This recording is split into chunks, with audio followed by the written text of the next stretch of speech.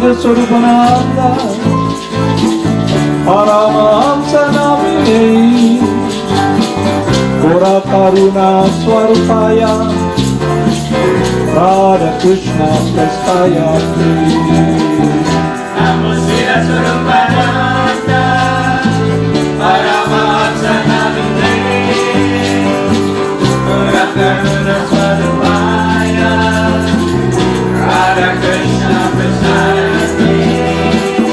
Namo Siddhaswarupananda Paramahamsa namine Gora Karuna Swarupaya Radha Krishna Prestaya Namo Siddhaswarupananda Haribol Nitai Gaur, Haribol Srila Prabhupada Gora Karuna Swarupaya Radha Krishna Prestaya Shri Krishna Chaitanya Radha Krishna Nahe Anya Shri Krishna Chaitanya Radha Krishna Nahe Anya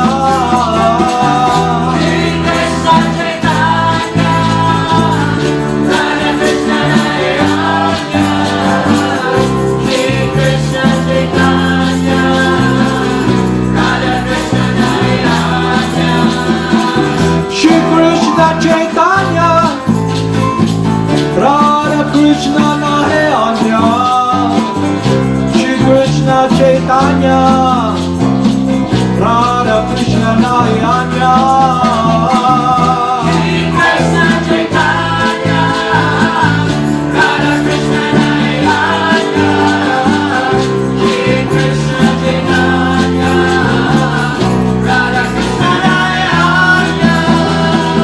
Shri Krishna Chaitanya Radha Krishna Nahe Anya Shri Krishna Chaitanya Radha Krishna Nahe Anya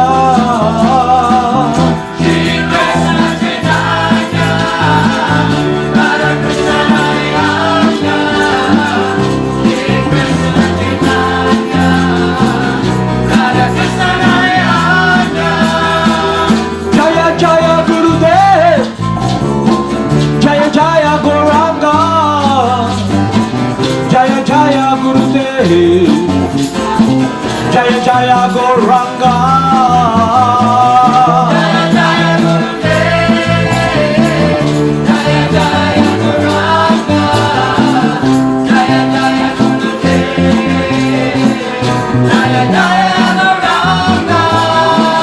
Jaya Jaya Srila Prabhupada Jaya Jaya Gurudev Jaya Jaya Srila Prabhupada Jaya Jaya Gurudev Jaya Jaya Srila Prabhupada Jaya Jaya Gurudev Jaya Jaya Srila Prabhupada Jaya Jaya Gurudev Jaya Jaya Siddhaswarupananda Paramahamsa Jaya Jaya Siddhaswarupananda Paramahamsa Jaya Jaya Siddhaswarupananda Paramahamsa Jaya Jaya Siddhaswarupananda Paramahamsa Jaya Jaya Siddhaswarupananda Paramahamsa Jaya Jaya Siddhaswarupananda Paramahamsa Jaya Jaya Siddhaswarupananda Paramahamsa Jaya Jaya Siddhaswarupananda Paramahamsa Bhaja Shri Krishna Chaitanya Prabhu Nityananda Shri Advaita Gadadhara Shri Vasudeva Gaur Bhakta Vrinda Bhaja Shri Krishna Chaitanya Prabhu Nityananda Shri Advaita Gadadhara Shri Vasudeva Bhakta Vrinda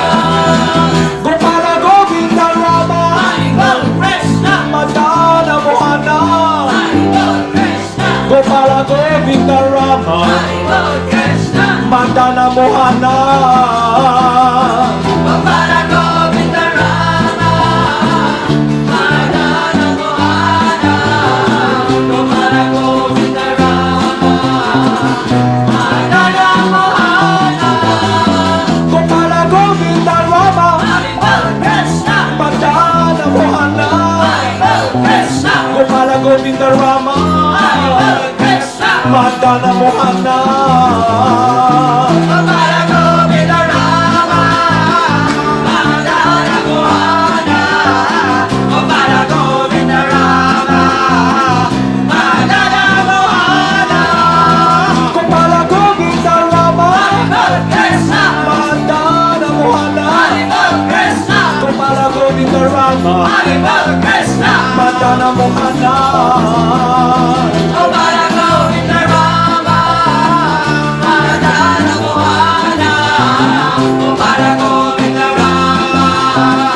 Madana Mohana, Gopala Govinda Rama, Haribol Krishna, Madana Mohana, Haribol Krishna, Gopala Govinda Rama, Haribol Krishna, Madana Mohana, Gopala Govinda Rama, Madana Mohana, Gopala Govinda Rama, Madana Mohana, Gopala Govinda Rama, Haribol Krishna, Madana Mohana, Haribol Krishna, Gopala Govinda Rama, Haribol Krishna, Madana Mohana, Gopala Govinda Rama, Madana Mohana, Gopala Govinda Rama, Madana Mohana, Gopala Govinda Rama, Haribol Krishna, Madana Mohana, Haribol Krishna, Gopala Govinda Rama, Haribol Krishna,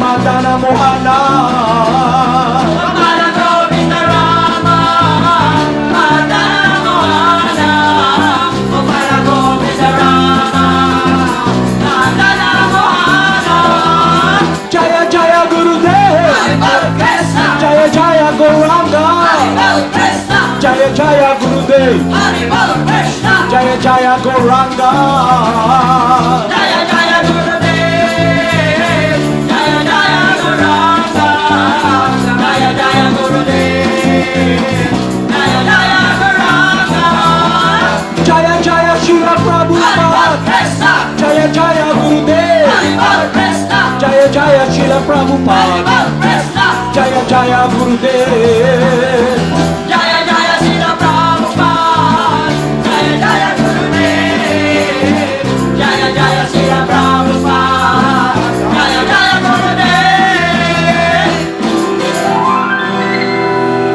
Namo Siddhaswarupananda, Paramahamsa Name, Gora Karuna Swarupaya, Radha Krishna Prestayate. Namo Siddhaswarupananda, Paramahamsa Namine, Ora Karuna Swarupaya, Radha Krishna Prasayate.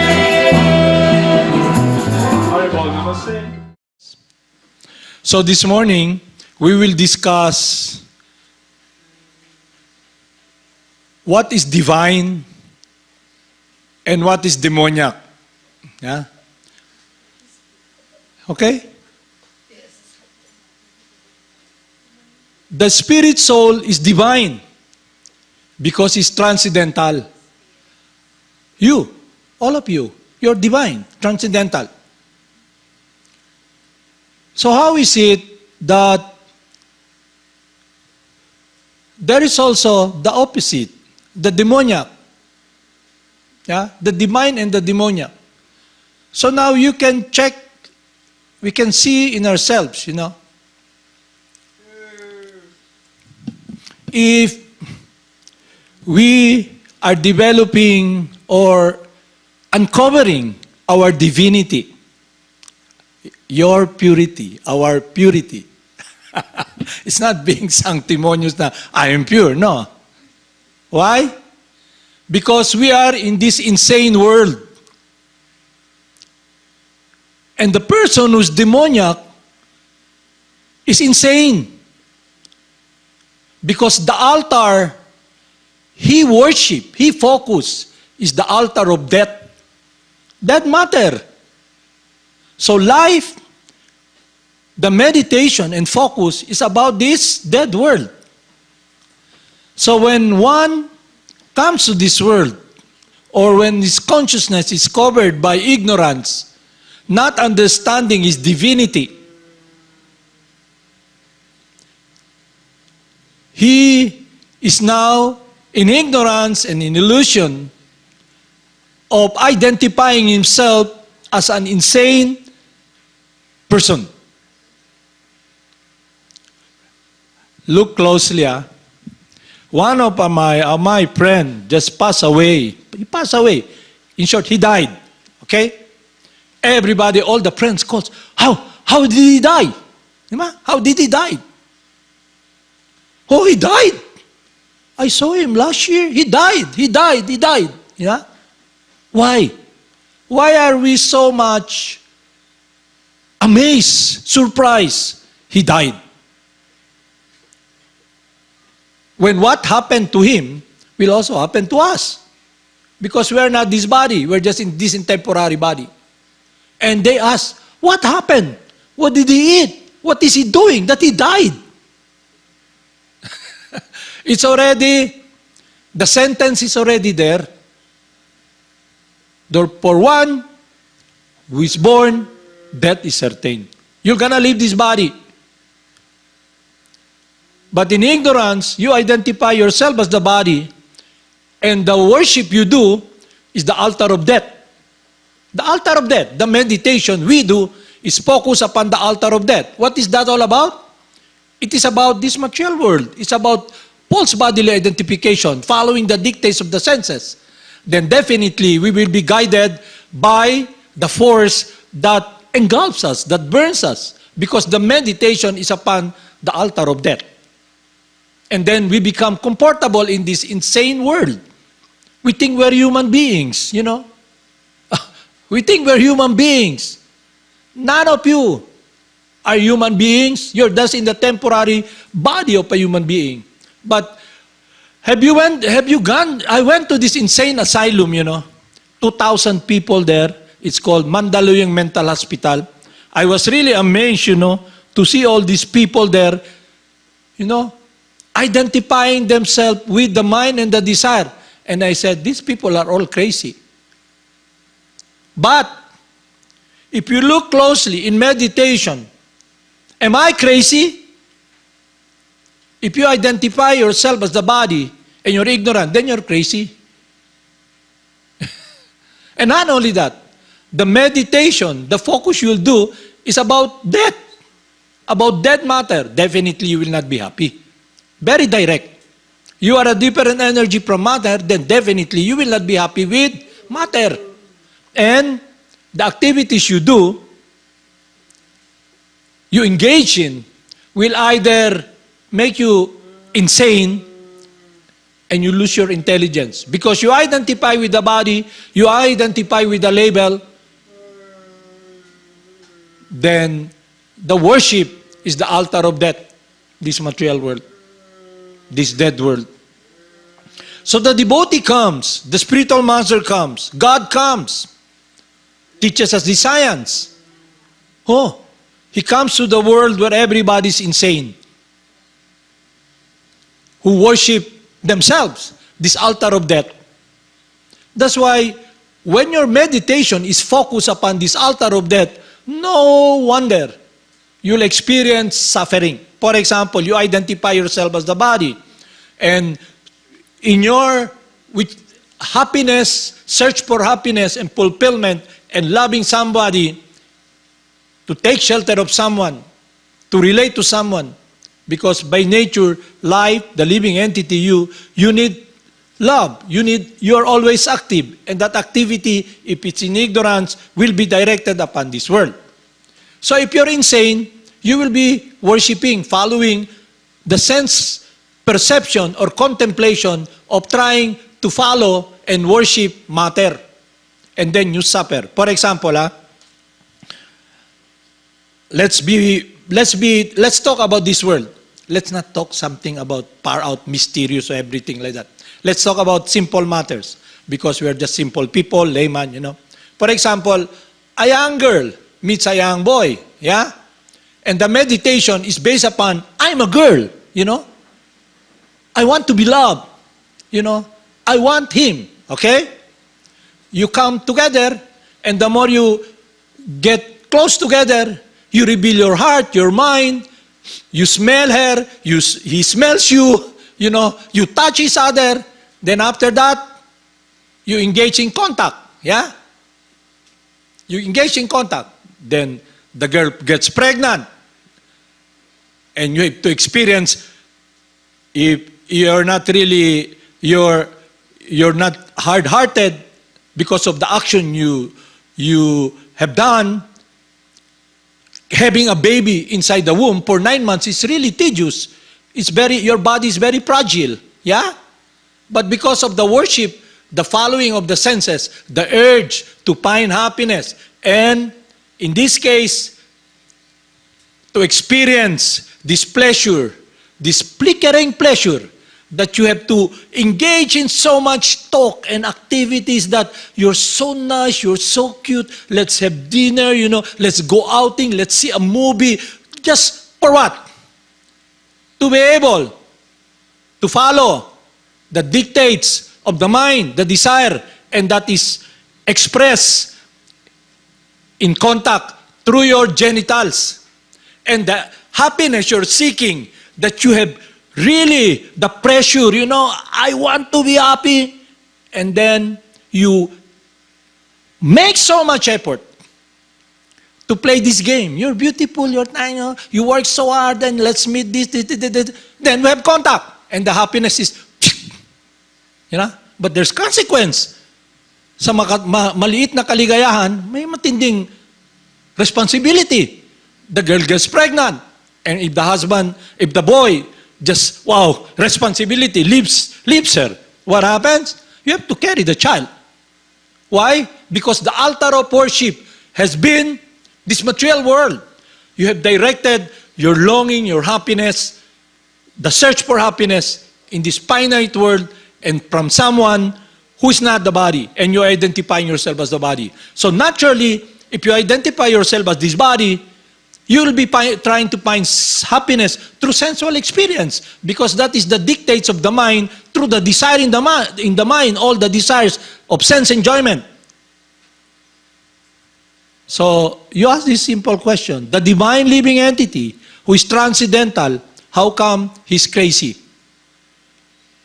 What is crazy? Insane. And wow, who's this guy, man? Telling us we're all insane.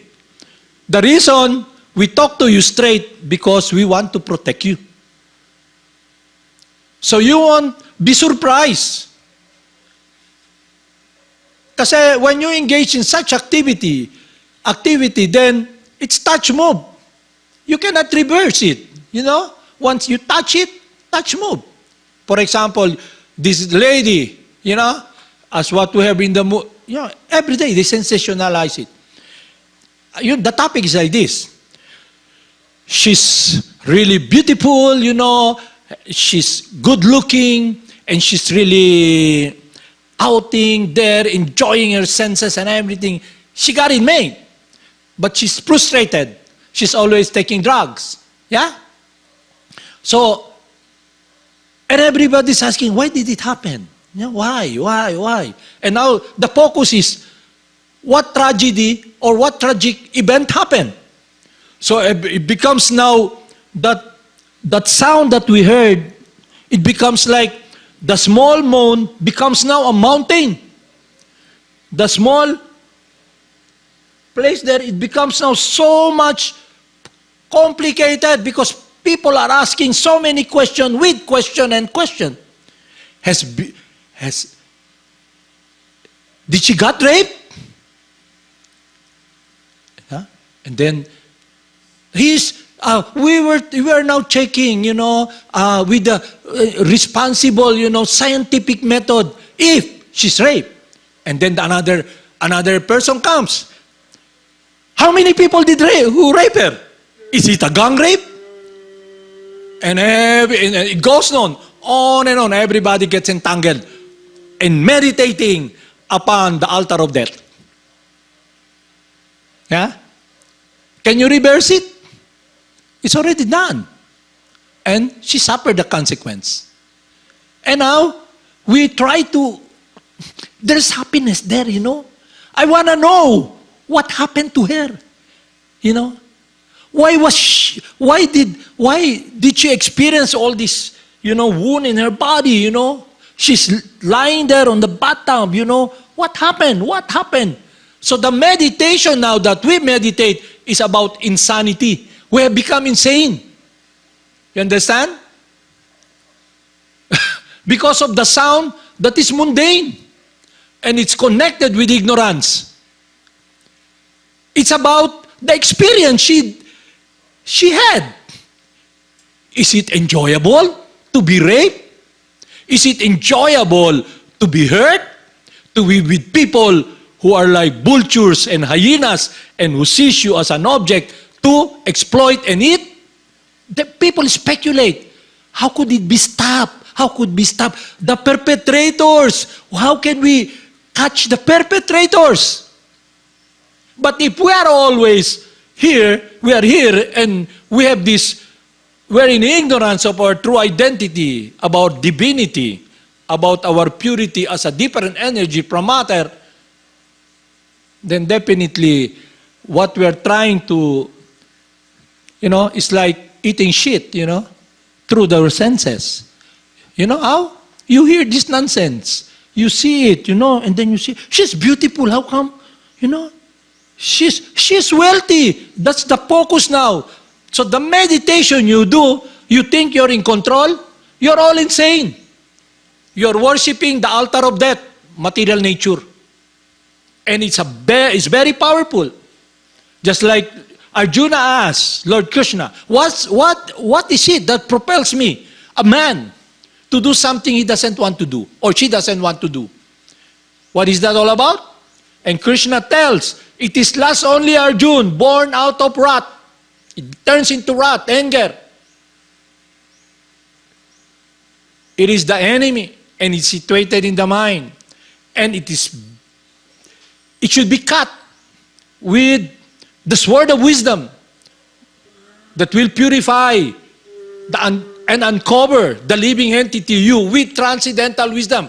That's why it's the process we follow is Satchitananda, Sat, our eternality, and wisdom about the glories of God, about our true nature, about our divinity.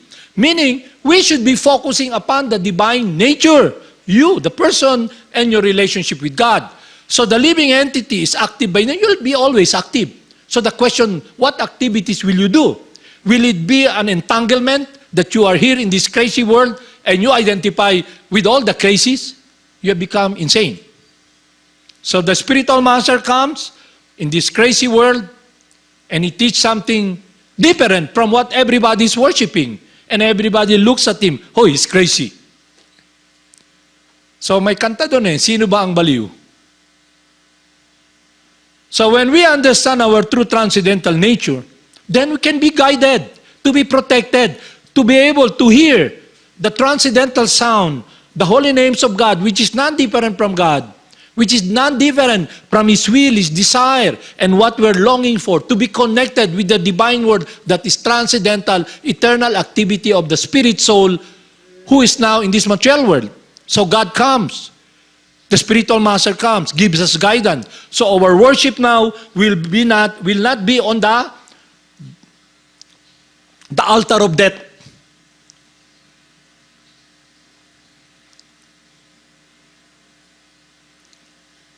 You see, I'll read to you here the science you can understand clearly.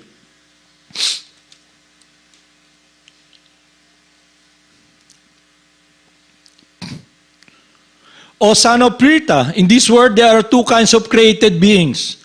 One is called the divine and the other is demoniac. I've already explained to you the length of divine qualities. Now hear me of the demoniac. O kasi we don't want to hear, no? Kasi we think we're cool, yeah? So let's hear now what has encumbered us, our consciousness, so we can check how much we are influenced by the demoniac nature. That we're not all right. You're not all right. Kaya when we posted this, oh, my friend died, everybody posted, oh, how did he die? You know, I saw him, he's healthy. What can we do? You know, pass that. For what? He's gone already. You know?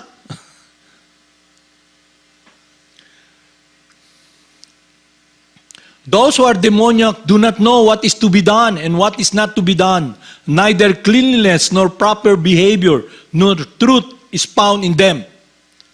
So immediately, you want good association, then immediately you must have association with someone who has these divine qualities, who is in the divine world of purity, and that is the spiritual master and God.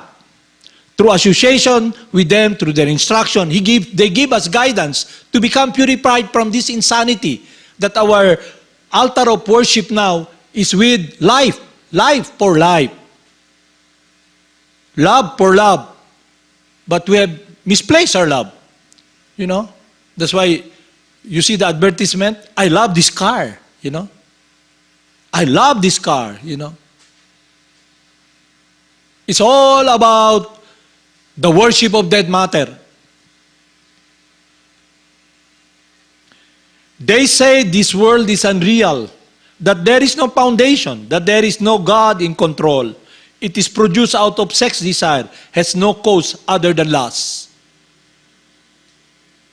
Following such conclusion, the demoniac, who are lost to themselves and who have no intelligence, engage in unbeneficial, horrible works meant to destroy the world. Yeah? The demoniac, taking shelter of insatiable lust, pride, and false prestige, and being thus illusion, are always sworn to unclean work, attracted by the impermanent. So dito natin makikita if we're making progress to the divine transcendental world, the environment and our consciousness being uncovered from these material encumbrances of misidentifying with the body. They believe that to gratify the senses unto the end of life is the prime necessity of human civilization. Eat today, eat and be merry, because tomorrow you die. They become hedonists, narcissistic. It's all about themselves. Just like look at the attitude of someone who is a hedonist and narcissistic, who has the demoniac nature. Because he's so unhappy within, he goes to a bar where he can pick up girls, you know. The people there, all the girls there, are already in a very a sad situation. And you come there, and you're so hard-hearted, covered by lust, you see them as an object to satisfy your senses, to consume. You become so hard-hearted that you're not seeing them anymore, but as an object for consumption. So when one worships the altar of the dead, even in a relationship, that's really gross and very blunt example. But in our relationship with everyone here, as far as we relate to someone, because we wanted to have someone to love, to care, it must be with wisdom. That when we begin to see ourselves so empty, but we won't be seeing that because we're insane. We're being driven by lust. Our intelligence is already lost. So we engage in following the dictates of the senses to find fulfillment in this material world. We have become insane.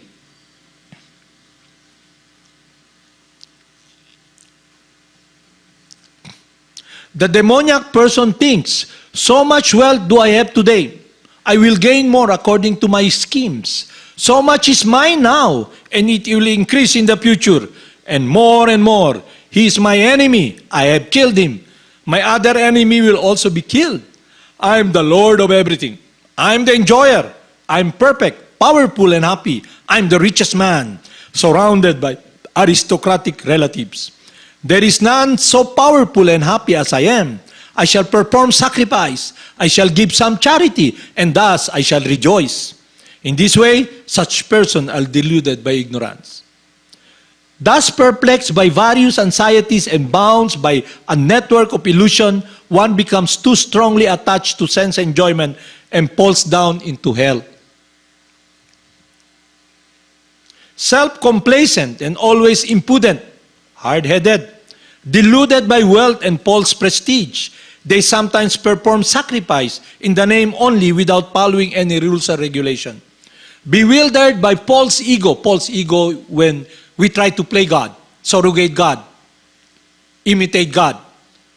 Bewildered by false ego, strength, pride, lust, and anger, the demon becomes envious of the Supreme Personality of Godhead, who is situated in his own body and in the bodies of others, and blaspheme against the real religion. Those who are envious and mischievous, who are the lowest among men, are cast by me into the ocean of material existence, into various demoniac species of life. Attaining repeated birth amongst the species of demoniac life, such person can never approach me. Gradually, they sink down to the most abominable existence. There are three gates leading to this hell: lust, anger, and greed. Every sane man should give this up, for they lead to degradation of the soul. The man who escaped these three gates of hell, O son of Kunti, perform acts conducive for self-realization and thus gradually attains the supreme destination. So that is the process that we follow, the descending method coming from God, the Maha Mantra, or the science of coming in contact, in engaging in this yoga sound, this transcendental sound that draws away the mind from matter. When we chant the holy names, this yoga sound, which is completely a different energy, life, than what you hear every day in the news about this person, they try to make it very important, she's raped, she's a drug addict, she's wealthy, she's a free lady, and then she has a lot of friends who exploited her. And everybody, wow, it's a crazy world. But how come we have taste for that? It's about the pain that this person experienced, the unhappiness that even though he's muddling with every material things that she can grab on, money, wealth, friends, because the altar she worships is the altar of death. It's about this ignorance of directing one's love into this material world. So, out of God's love and compassion, He gives us a guidance. So the worship now will be about your divinity in connection with the Supreme Divine. Life, happiness, love, a person. That is the science of Bhakti Yoga. Bhakti means love and devotion. So, you have been brought up in a Christian world. So, Jesus Christ is telling, the enemy of the cross are those who set their mind on earthly things. They glory in their shame. They glory in their shame. So what could be more earthly when you worship the altar of death? This body, this is all in all. We have become insane. So to be cured from this insanity, we must be experiencing the purification that will uncover this hardness, this lust, this anger and greed. This burning fire will be stopped when we are in meditation of the Supreme Purifier, God, who loves us, who gives us this guidance of our true divinity, the love that we have. So, you have this human form of life now, All of us. So it's a life of responsibility. Will you be responsible or you will take it irresponsibly? And because the choice you make, then whatever activities you do, you develop a certain consciousness, you develop a certain life or a result in your life, and you look what's happening around. This is the planet of death. Why worship the altar of death and meditate upon this world? So it's mean detachment and attachment to the divine, to God. That is why we chant the holy names of God, the supreme purifier. We chant the Maha Mantra, the great chanting for deliverance. What led most of us into insanity, into false bodily identification? Because of the mundane sound, because of our environment, because of our educational system that teaches that there is only one energy, matter, that teaches us that the goal of life is to be focused upon this dead world. And the goal of life is economic development. And Jesus Christ in our study tells us, what does a man profit? He begins the whole world and loses his soul, his life. So, we are very serious in what we're doing here. It's not, we should be very careful that when we help others, it must be based upon wisdom that is transcendental. It must be guided by love of the Supreme Person. Meaning, when we follow this process, we will achieve the result, the fruit. And what is that fruit? Affection for the Supreme Person. And it will be natural for us to be following the second commandment of Jesus. When we follow His first commandment, love the Supreme Father with thy whole heart, thy whole mind, thy whole being.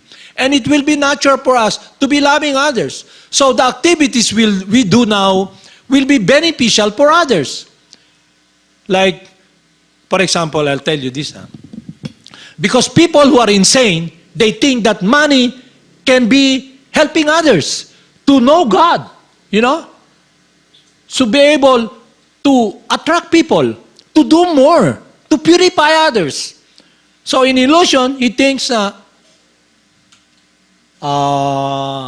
sell drugs. Let's sell drugs. And the profit, we offer it to God so people can chant. That's nonsense. The method itself is already in ignorance, and it's a hard-hearted activity of a person who is a demon. For example, you are with wisdom, you have this intelligence, and you trick people to get their money, so you can become wealthy and think you're holy, and then you begin to think, I'm gonna teach them about love for God. Do you think all the people whom you tricked and got all the things they got, that they have, they'll be very happy to follow you? So this is a science that is descending, that is transcendental to this material consideration. That's why we follow our spiritual master, who is bona fide because he has no material consideration. He's not guided by lust. And that is the reason he directs us to be guided by love, by the will of God. That's why if you study scriptures, all the teachings is based upon doing the will of God. And insanity is when you try to play and imitate God. That's why we are all envious. Because we're envious of God. Naturally, you will be envious of all other living entities. And it is a burden that we're carrying on every day. Because the burden now, the enemy has encumbered us. The enemy in the mind, because of sense perception, the soul, the living entity, the guidance is situated now with our sense perception in this material world. And in ignorance, we think we can be happy by trying to control material energy and find happiness in matter. So definitely that's the result. Why? All the problem comes from this ignorance. Because crazy people who are insane has become our guide, and those people who are trying to make a living, they find happiness in dead matter, they're the ones who are really, very prominent. Prominent.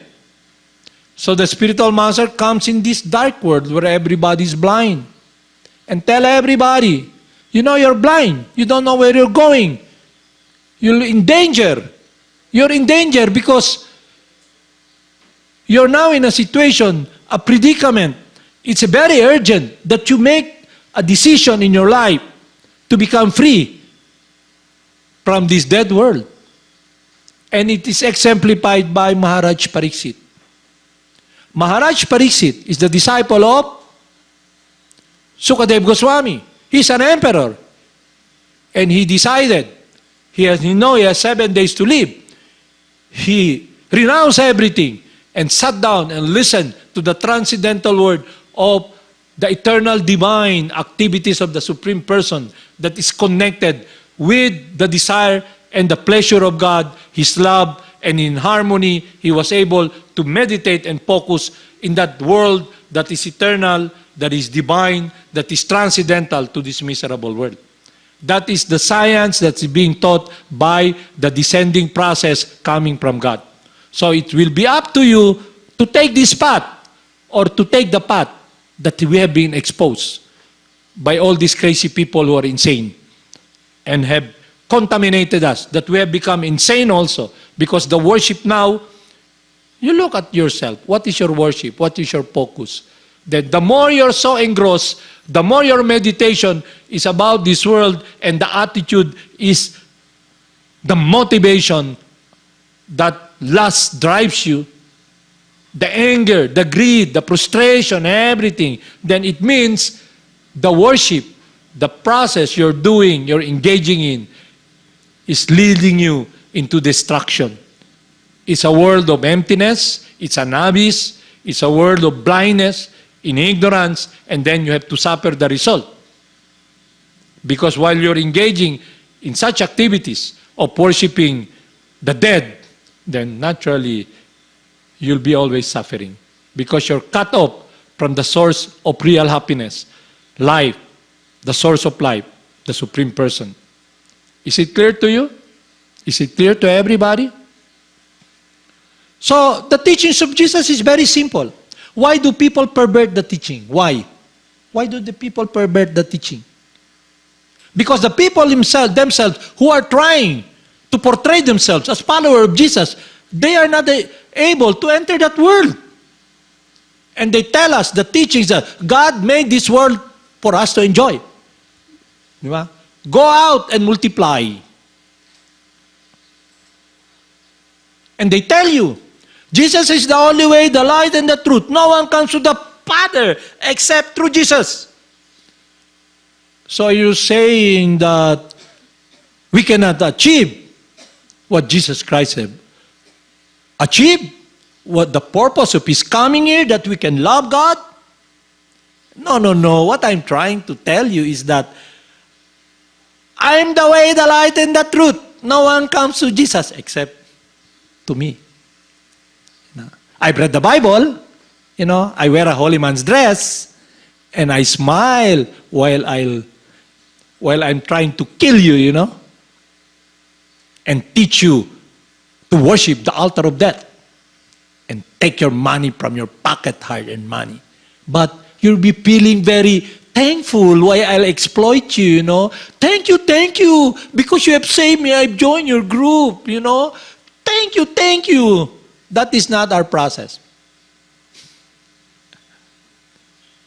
We're not here to make friends. We're not here to get followers. We're here to teach the truth. And those who want to know the truth can understand it, because the truth will be given to you by God Himself, the holy names. So I come to you to teach you. You can choose this path Because this path is sustainable, because it's connected with your eternality, your divinity. And what is divine? For so long I think I'm this body. I identify with this body. The suffering of this body, this empty body, is a shell. So Jesus Christ tells us, this is the temple of God. The body you have is a temple of God. So what will you do? How will you worship? How will you engage in activities? You use this body to connect yourself with the will of God. But if you hear mundane sound from all these, all these crazy blind people trying to glorify the activities of this person who suffered, who died, who'd been raped, and every pride, what's the glory of that? What's the glory? What have you achieved? It's like they shit upon you. No? You listen to these crazy people, you're telling me, shit upon me. You wee-wee upon me. Understand? You're opening yourself, and then you're thankful, You're thankful. Thank you for shitting on me, And they begin to see the devotee of God. He's crazy, man. You're trying to destroy our illusion. We are God. We're the enjoyers. That's why we sing song, I did it my way, We sing song, born free. Now, if you don't follow the teachings of God, the saintly person, then you're a born loser. You come to this world with nothing, you're gonna live with nothing. And then it will be a sadness to the devotee of God because they love you.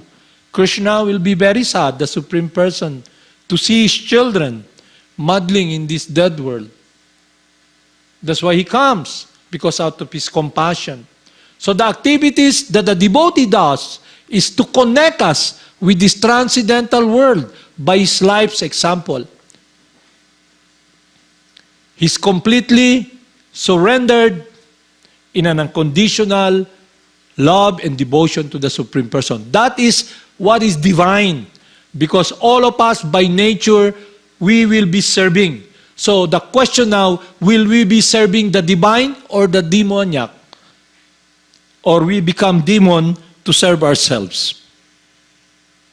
So the formula is to become free from this demoniac consciousness. To become free from lust, the force, that ignorance that is situated in the mind should be cut off. We must draw the mind away from matter. And how can we do that? We're so insignificant. In the face of adversity, we have been covered by this body, the three modes of material nature. Who's gonna do it? Let God be the driver of our lives. When He tells us, surrender unto me, love me, to those who are constantly devoted unto me, I give them the understanding by which they can come to me. There will be no one dearer to me than someone who's always speaking my glories, who's always engaged in an unconditional, loving service in devotion. I will always be there to protect them. So that is God's formula.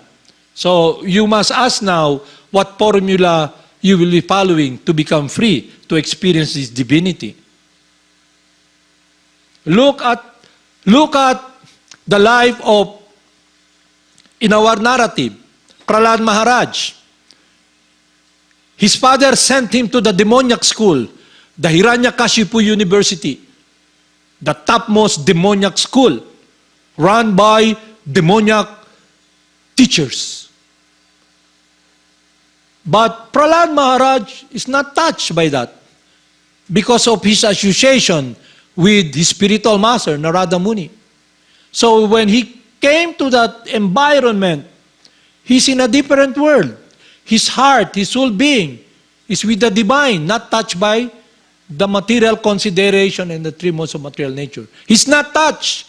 He's a world of divinity, purity, a different energy, God's love. And even in the midst of that predicament that he's experiencing, he's not touched. He's not touched by anger, lust, or greed. He has so much love. That is also exemplified by Haridas Thakur. The prostitute comes. So look at the people who goes to this prostitute, this bar. What do they, when they go there? They don't go there to buy pictures of Virgin Mary or Jesus Christ. They go there, they ask, kinsay bagong abri diha? Di ba? May bago, may bago, may bago. But there's nothing new. Because this world is already chewed. You're trying to chew the chewed. And you're trying to enjoy a different energy that is different from you, life. And you see that form. You have become crazy. But Haridas Thakur, look, this lady comes with a beautiful body. Offering him happiness, her desire. But Haridas Thakur, the Namacharya, as we can see, is divine. His happiness is not with matter. He sees the person and protects the person, purifies the person. That is the association of someone who's divine. So if you, all of you here, we may be demons, but demons of today can be saints of tomorrow. So if you make progress in spiritual life, meaning you may be in different situation, you may be a mother, but because of your association with the divine nature of God, which is you're loving God, you're full of love, compassion, and care, then you'll be caring for the child. You can be doing the will of God and engaging in the will of God, pleasing God. Understand? If you're a businessman, you like to really earn money, but you engage now in righteous activity of doing business, not stealing money from people because they're less intelligent. You see their greed. Just like all this, you know this, what they call this, ano ba yung laging, ano ba ngayon yung negosyo na sinasabi nila? What do you call the kapa or the pala ba? Or what do you call that? Huh? Networking, Because our world is the altar of death. Di ba? And they tell you, for example, you're all here. I ask you, who wants to become a millionaire? Raise your hands. Definitely, all of you will raise your hands. Di ba? I want to be a millionaire. I want to be a millionaire. Di ba? And he comes here with the gold, He has this gold, Gold necklace, 1 kilo. Wow. That's, yeah. And the watch is gold. Ready-made. He bought it from Rolex, ready-made by the company. Giant, not just like the Rolex that costs you, it's giant. And then his shirt is really sparkling with gold buttons. And he comes. You want to experience, how to be wealthy? And he's the perfect example of some who's wealthy. He comes down with a helicopter, And we're all there. It's not working, And they try to play on your greed, I want that. Something for nothing. What will you do? Just work for me, Sell this product. Nothing for something. And you just hype them with their greed. You become a member. And you're there. And they call it financial. What's that? Financial freedom. After a year, you become the CEO, then you become like me. You can wear this necklace of 2 kilos of gold, You become so immersed, You are not. So, they catch you by the eyes. They catch you by the ears. Because of that mundane sound, that your greed, your lust burns. I want that. And everybody, after everybody doles out their money, then in 6 months, you'll be very rich. How much do you have?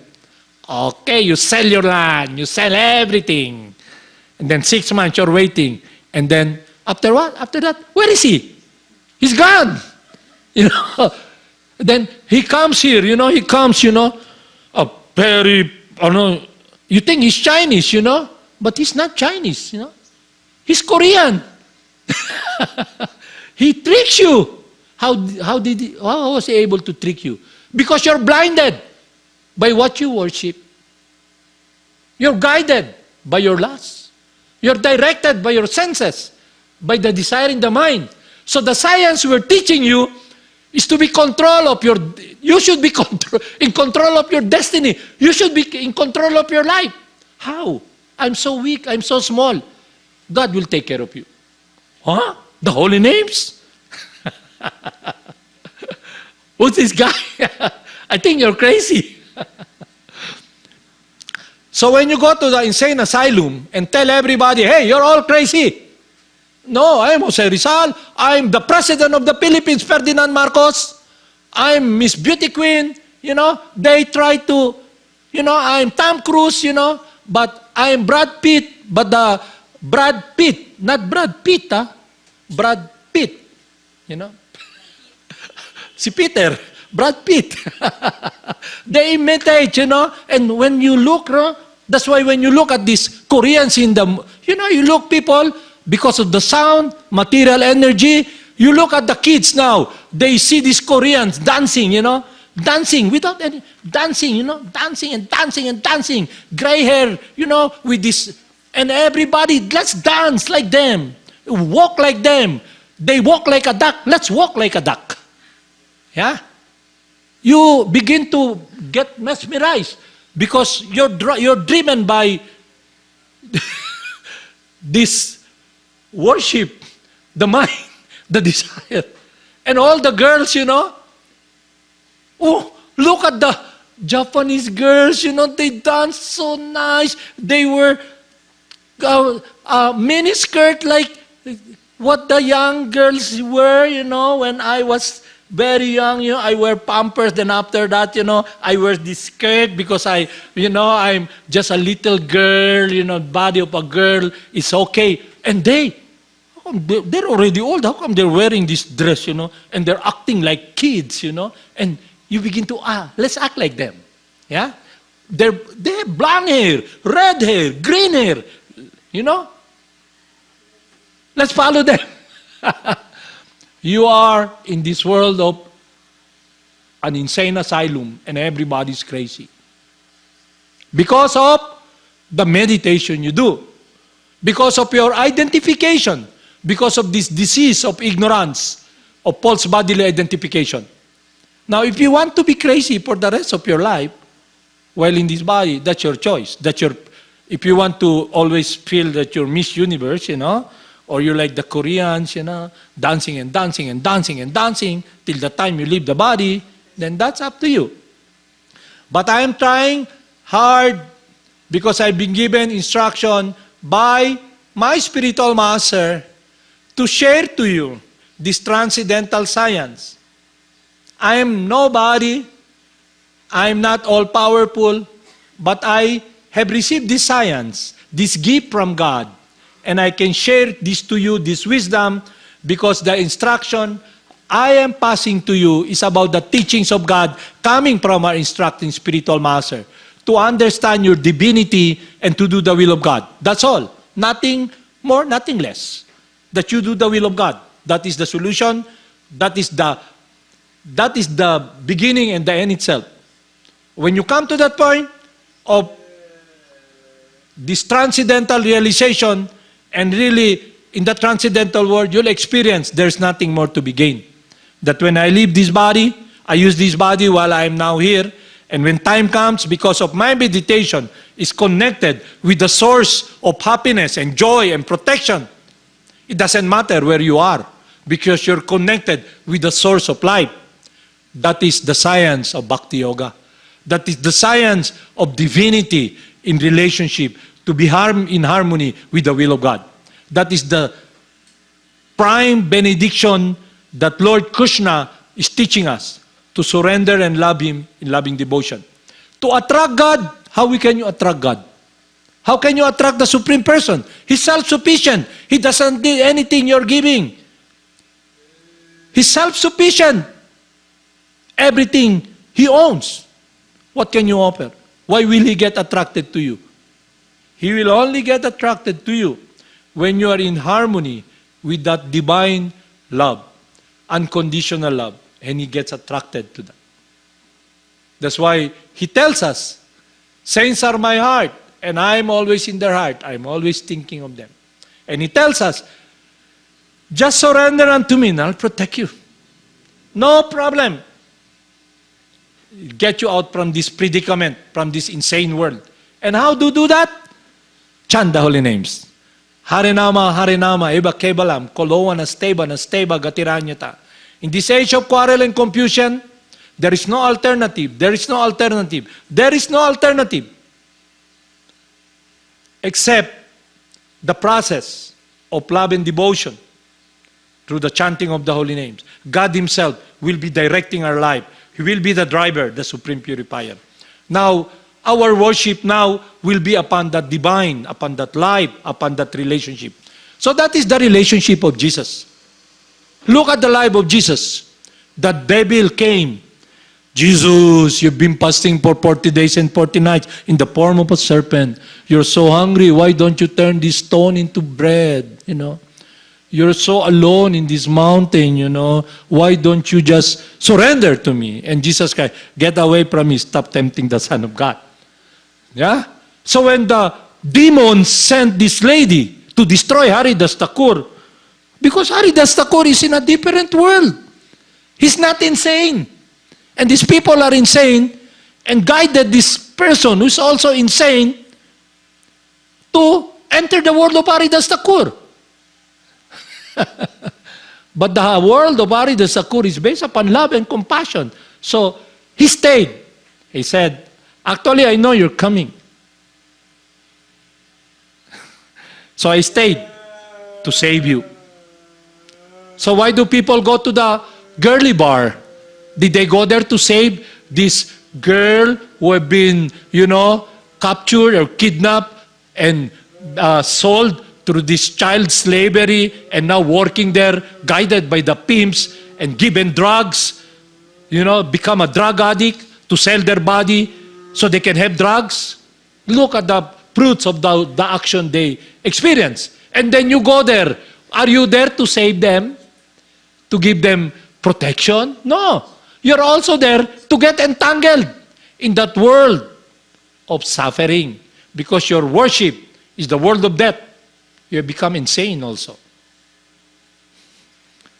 So I can be talking for so long. So my point is this, very simple. A certain activity leads to a certain consciousness. And a certain consciousness leads to a certain activity. Because our true nature is we are different energy from matter, life. We are divine. So why will we worship what is not divine? It will not give us happiness. We should be situated in the divine energy of God. And what is that divine energy? A loving relationship between you and the Supreme Person. The world of Jesus Christ. The world of all the devotees. And it is actually what will be our refuge. What will be your refuge? The altar of death? Matter continually change. It's already chewed. The forms you see in this world is like bubble gum. Somebody chews it, throws it. You come, bubble gum, you chew it, throw it. Somebody comes. So on and on, chewing the chewed.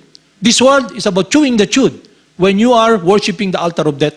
Because what you're longing for, happiness, can never be satisfied. Because what you're chewing, there's no nectar there. It's already bubble gum chewed and chewed and chewed and chewed for so long. Is it clear? Do you have any question? So we can discuss more about this. In the future, we'll be putting up here in Madana, Mohana, a Vaishnava school, a seminary for the children and those who would want to learn Vaishnava teaching. It's not to get them to stay in Madana Mohana, but to give them wisdom. So that is our program that we are preparing, and it will be centered around that when they come here, they will be given this understanding so they can know who they are. And then when they understand who they are, they can live a life in harmony with the divine nature, because they're divine, living entities, life. Ananda, experience Ananda or transcendental bliss with the wisdom. And that is the teachings of the Vaishnava or the devotees. So we'll be putting up that center there to invite people to come, to enroll and live a life of a devotee. Then after that, when you become mature, learn skills in Madana Mohana Academy about, survival in this world. You can be a welder, electrician, whatsoever. You can be an IT man, you can work on the online, anything. But you have now this foundation of your life.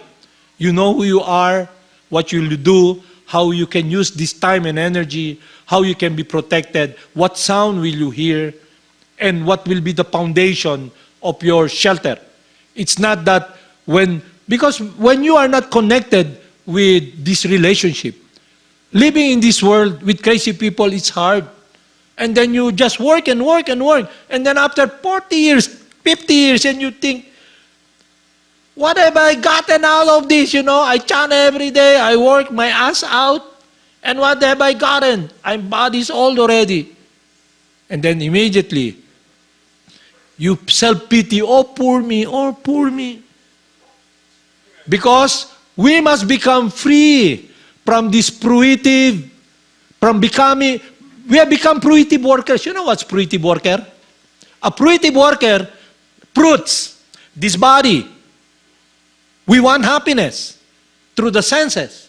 So everything we do in action, we want the result, and the result is the promise of enjoyment. Promise of enjoyment. Everything we do is always, what can we get out of it? Fruitive worker. But because our direction in ignorance is upon this temporary world, very limited world, it's always, there's no period. It's always question mark, comma, question mark. You understand? Because you're in the wrong direction. So when we come in contact with this process, we must become purified from this. So the devotee who is situated in his divine nature as eternally the transcendental loving servant of God, service is the end itself. It is his life not to get anything. That his happiness is the happiness of God. So when we come in contact with, in the beginning, we come in contact with the science, we want something. We want the fruits of our action. Meaning the result. You work, you get paid. Yeah, that's, if in a company, it's okay, because if you're upkeep. But when you relate to God, and when Krishna tells you, like Lord Jesus Christ, you see Lord Jesus Christ, his life, he said, because you have no faith. Because when Jesus Christ was sleeping, and then there's typhoon and storm, and everybody's so afraid. Master, he woke them up. And he stood up and said, what's the problem? We will sink, we'll die. And he said, he raised his hand. The storm stopped. Diba? That's what we heard from the narrative of the disciples of Jesus. And then when the boat from the Sea of Galilee reached the port, there's no pier. So it will take some time for the boat to come near the shore. So he walked on the water. Wow, Jesus Christ is walking on the water. Yeah? How can he do that? Because he performed so many miracles, Jesus Christ. He brought Lazarus to death, from death. This person who had leprosy, came to Jesus. He cured that person. No more leprosy. The person is, their thing is his legs is broken. Jesus said, walk. It's cured. But Jesus Christ were telling them, if you only have faith,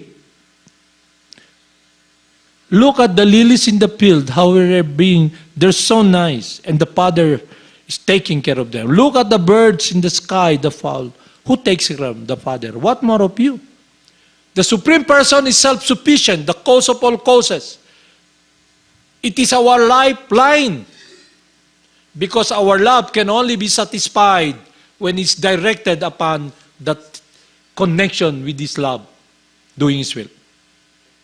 Because by nature, we are always active. So that activity we should do now is not to worship the divine, we should worship not this altar of death, but the divine, transcendental words and guidance of God in giving our life, our whole being, into surrendering to God. And that is achieved when we become purified from this covering of ignorance. So it takes time. So you've been hearing this science for quite some time, and now you have this basis. Now, if you want to carry on to worship the altar of death, then fine. But if you want to follow this, we will be very happy to see you happy. Okay? Understand? We will not threaten you. If you don't follow, you'll be burning in the hell. You know, you'll suffer the retribution of the anger of God. Actually, their anger, because they're trying to control you. They cannot manipulate you. They cannot steal money from your pocket.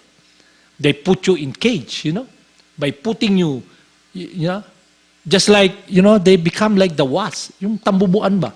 The tambubuan goes around, sees the spider, sting the spider, he cannot move. He's alive. Carry the spider, put him in the, put him inside that hollow hive.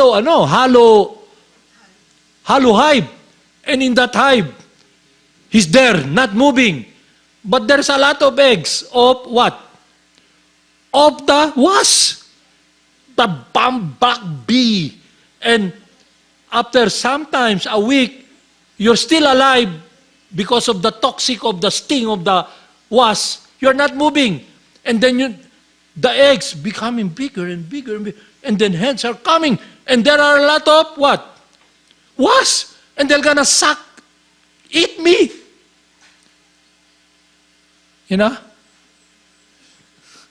So if you meditate upon this world, that's what will happen to you. You'll be the living dead. That's why when Jesus Christ was asked by this person, Master, I'm gonna follow you. But my relative just died. Jesus said, leave them. Let the dead bury the dead. So we should not disturb the dead, but rather open this understanding to the dead people who are insane also. And if they want to get out of this insane asylum of birth, death, descent, and knowledge, and not be amazed, she died? She's so young. She's pretty. She has so much wealth. She's enjoying her life. Like Chico the Prince. He's a movie star. He came from the ghetto, very poor. Cabuz, Ultimo, Waynada, Pobre. And he became a star. Chico the Prince. And he's paid so much money. Now he's riding on this limousine. Limousine, huh? The limousine in America is up to there, And there's coffee there and everything with all the movie stars and the manager. You know what the manager said to him? You got it made, Chico. You're on top of the world. Then when Chico, the star, Chico ba? Chiquita, si Chico. He's a movie star before. He's gone. He's a gunner already. When he came home, he got this gun. And the manager said, Chico, you got it made. You're on top of the world, on top of the heap pile. And he got this gun. Boom! He committed suicide. What? He's on top of the shit pile. He's worshiping the altar of the dead. He's dead. Yeah. You understand? That's why we talk bluntly and straight. Just to shatter you ba? Kasi baka yung tinatapakan yung carpet, walang patungan ba? Pwedeng mahila. It can be pulled. And you'll be shocked. She died. My wife died. She has COVID. Why be surprised? Yeah. Why be surprised? If you come home, you go home tonight, you see your mother, she's gone, your house is burned. What's new? This place is the world of misery, man. It's continually changing. But because we love it, we hug our body. You know how they portray it? Hug your body, hug yourself. With this cloth, buy this new shirt, to hug you, Embrace yourself and feel the warmth of the silk, So the altar is now me, mine. I worship myself, this body. But none of you here are human beings. You're not the body. So you must understand this science clearly with the wisdom. Haribol Namaste.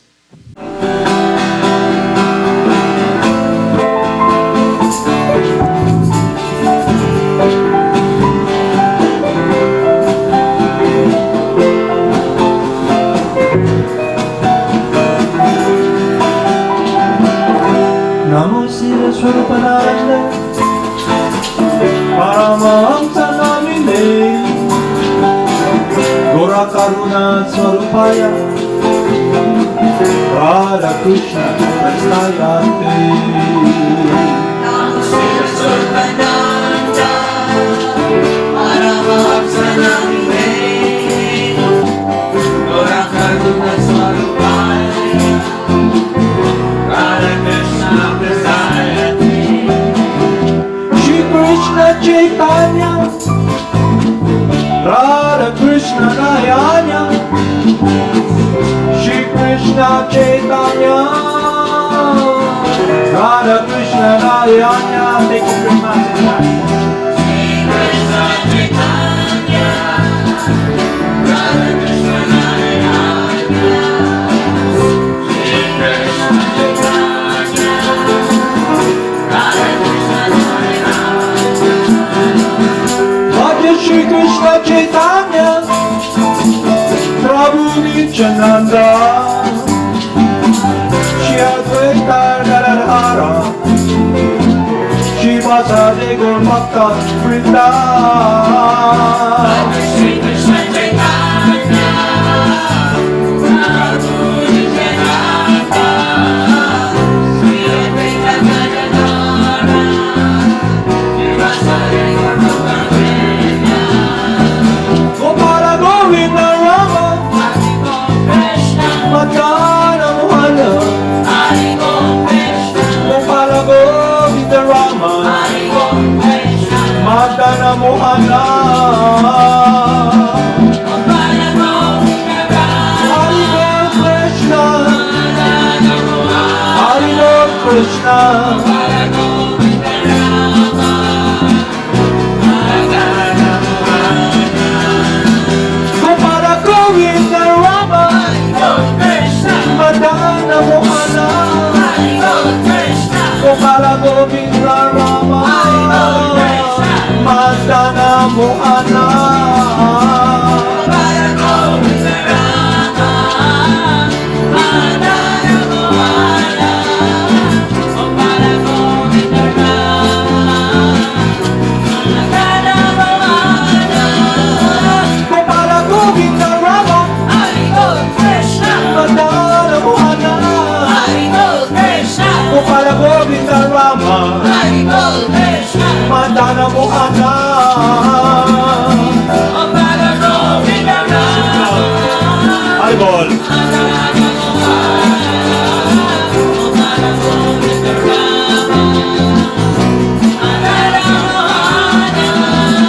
Gopala Govinda Rama Madana Mohana Gopala Govinda Rama Madana Mohana